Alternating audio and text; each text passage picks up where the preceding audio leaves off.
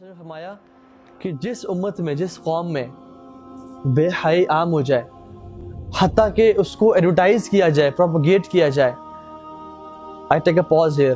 آپ بل بورڈز دیکھ لیں ہمارے، آپ ٹی وی چینلز کھول لیں، آپ فیس بک ایڈز دیکھ لیں، آپ کچھ دیکھ لیں، آپ کریم وومن آن بائکس دیکھ لیں. ایڈورٹائز کیا جا رہا ہے. ایک ہے بے حیائی چھپ چھپ کے، ایک ہے علی الاعلان. آپ نے فرمایا کہ جس امت میں بے حیائی عام کر دی جائے اور پروپیگیٹ کی جا رہی ہو، جان لو کہ اللہ تعالیٰ اس امت میں، اس قوم میں ایسی بیماریاں نازل کریں گے کہ اس سے پہلے ان کے آباء و اجداد نے کبھی نام نہیں سنا ہوگا ان کا. سبحان اللہ. I used to work as a patient counselor at Al Medical Hospital، اور وہاں پہ اتنے پیشنٹس آتے تھے عجیب عجیب بیماریاں لے کے. آپ اپنے گرینڈ فادر سے پوچھیے گا کہ آپ نے کبھی کانگو وائرس کا نام سنا تھا، یا کبھی ڈینگی کا نام سنا تھا، یا ایڈز کا نام سنا تھا، یا ٹیومرز کا، ڈفرینٹ قسم کے ٹیومرز کا نام سنا تھا آپ نے؟ نہیں، وہ تھی نہیں ہمارے آباء و اجداد میں. یہ ابھی جو لانچ ہو رہی ہیں، اتنے زیادہ آرتھرائٹس کی پرابلمز، بلڈ پریشر، شوگر اتنا زیادہ عام ہونا. کچھ بیماریاں تھیں پہلے بھی، طاعون کی بیماری ہے، بہت ساری بیماریاں ہیں، لیکن سبحان اللہ ڈینگی وائرس، کانگو وائرس، یہ ہم نئی بیماریاں سن رہے ہیں. یہ اللہ سبحانہ وتعالیٰ نے ہم میں نازل کی بیماریاں because of our bad deeds, because of what our hands have earned.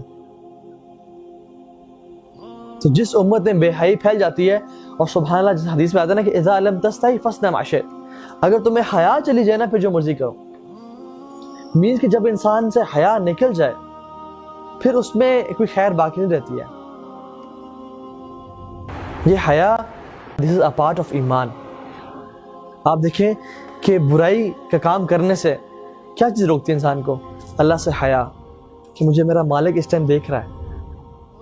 کیا ہے کہ مجھے لوگ نہیں دیکھ رہے، میرے باپ میرا گھر پہ نہیں ہے، ماں گھر پہ نہیں ہے، بھائی بہن گھر پہ نہیں ہے، لیکن اللہ تو دیکھ رہا ہے. اللہ سے حیا برائی سے روکتی ہے. کوئی نہیں دیکھ رہا. آپ قدرت رکھتے ہیں کسی پہ ظلم کرنے کی، آپ کے پاس طاقت ہے، قوت ہے، آپ ایک شخص پہ ظلم کر سکتے ہیں، کوئی آپ کو پکڑنے والا نہیں ہے. آپ کو حیا آتی ہے کہ قیامت کے دن میں اللہ تو مجھے پکڑے گا، اور میرا اللہ مجھے بھی دیکھ رہا ہے. سبحان اللہ. ایک صحابی اپنے غلام کو مار رہے تھے، تو آپ صلی اللہ علیہ وسلم نے دیکھا اور کہا کہ اللہ تعالیٰ تم پہ زیادہ قدرت رکھتے ہیں اس سے کہ تم اپنے اس غلام پہ قدرت رکھتے ہو. صحابی نے الفاظ سنے اور کہتے ہیں کہ میں نے ارادہ کیا کہ میں آج کے بعد کبھی اسے ہٹ نہیں کروں گا، اور کہتے ہیں کہ میں نے آج تک اسے بعد میں کبھی نہیں مارا. کیوں؟ کیونکہ حیا تھی. اللہ مجھ پہ زیادہ قدرت رکھتا ہے، اللہ مجھے دیکھ رہا ہے، وہ مجھے پکڑ سکتا ہے. اگر ہمیں یہ حیا کا فیکٹر آ جائے نا تو ہمارے منہ سے کوئی بری الفاظ نہ نکلے، ہمارے اندر سے کوئی گالی گلوچ نہ نکلے.